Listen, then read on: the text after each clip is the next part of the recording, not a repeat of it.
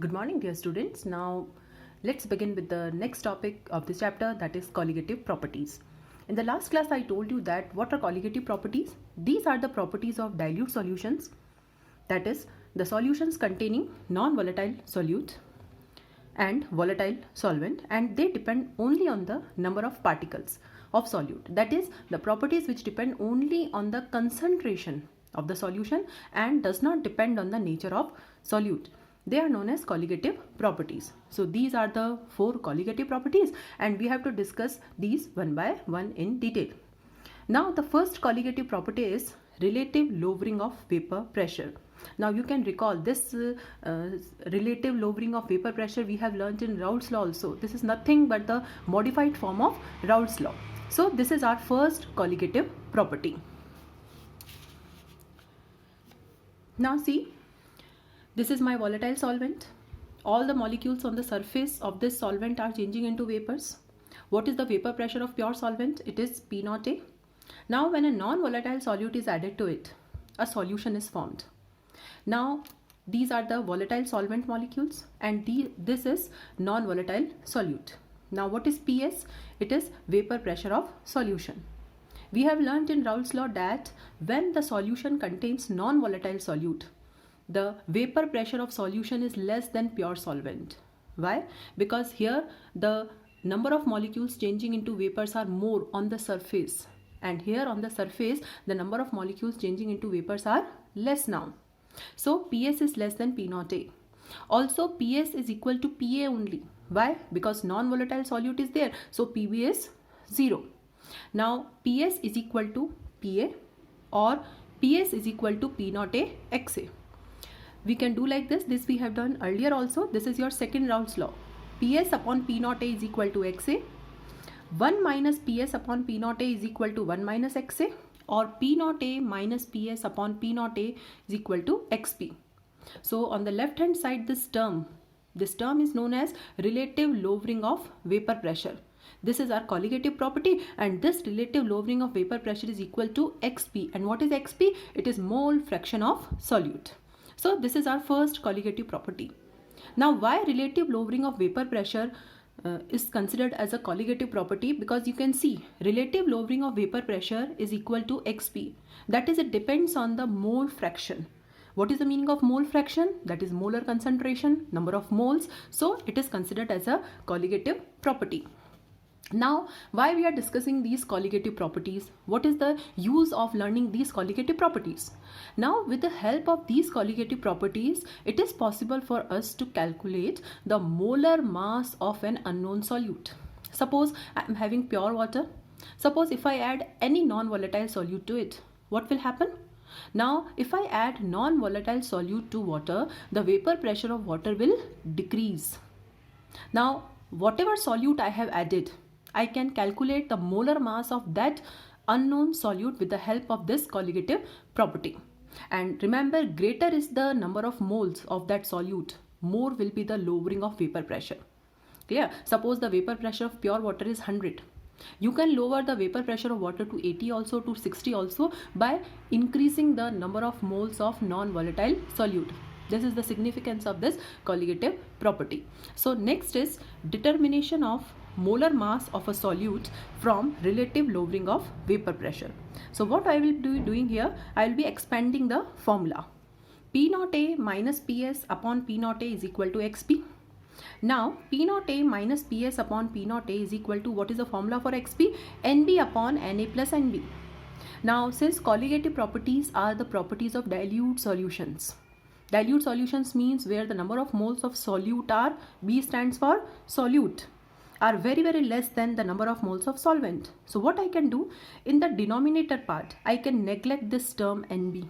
So now my formula is P0A minus PS upon P0A is equal to NB upon NA. So what I have done, in the denominator part, NA plus NB is approximately is taken as NA because it is dilute solution. So now the formula is P0A minus PS upon P0A is equal to, now what is NB? Moles of solute. So WB upon MB. So B stands for solute. What is W? It is given mass. What is M? It is molar mass. So WB upon MB divided by WA upon MA. So with this formula, it is possible for us to calculate the molar mass of unknown solute. Solve some numericals on this first colligative property. Now the first question is, the vapor pressure of pure benzene is 0.850 bar. A non-volatile solute weighing 0.50 gram is added to 39 gram of benzene. And what is the molar mass of benzene? 78 gram per mole. The vapor pressure of solution is 0.845 bar. Now the question is, what is the molar mass of solute? So I will apply the formula. P naught A minus PS upon P naught A is equal to NB upon NA. Okay, so P naught A minus PS upon P naught A is equal to, now expand this term, NB is WB upon MB and NA is WA upon MA. Now what are the values? Okay, so P naught A is, naught stands for pure solvent. So what is the vapor pressure of pure benzene? 0.850 bar. Now what is the vapor pressure of solution? PS 0.845 bar. What is the given mass of solute? 0.5 gram. What is the given mass of solvent? WA stands for given mass. Okay, 39 gram. What is the molar mass of solvent? 78 gram per mole, and we have to calculate MB. So I will substitute the values here. So 0.850 minus 0.845 divided by 0.850 is equal to 0.5 upon MB, 39 upon 78. So you will solve this thing and your MB will come around 170 gram per mole. So what is the unit of molar mass? It is grams per mole. If this is a 3-mark numerical, 1 mark is for writing the correct formula. 1 mark is for substitution, correct substitution and calculation. Half mark is for writing the correct result. And half mark is for writing the correct unit. So this is how your 3 mark is distributed. Now the second question is, at 298 Kelvin, the vapor pressure of water is 23.75 mmHg. Calculate the vapor pressure of 5% aqueous solution of urea. Now what is urea? NH2CONH2. Now here the solute is given to me, that is urea. So with the help of this formula I can calculate the molar mass, which is 60. Okay, now the question is, calculate the vapor pressure. Okay, so now we have to calculate the vapor pressure, means PS we have to calculate. So 5% solution means urea is 5 gram and 95 gram is water. Because what is the meaning of 5% solution? 5% means total is 100 gram. It is 5% W by W. So total is 100 gram. So if 5 gram urea is there and the total solution is 100 gram, then water should be 95 gram. So 5% means 5 gram urea and 95 gram of water. So WB is 5 gram. What is MB? Urea I have already calculated from the formula, that is 60. Now what is WA? Weight of solvent, 95. What is molar mass of water? It is 18.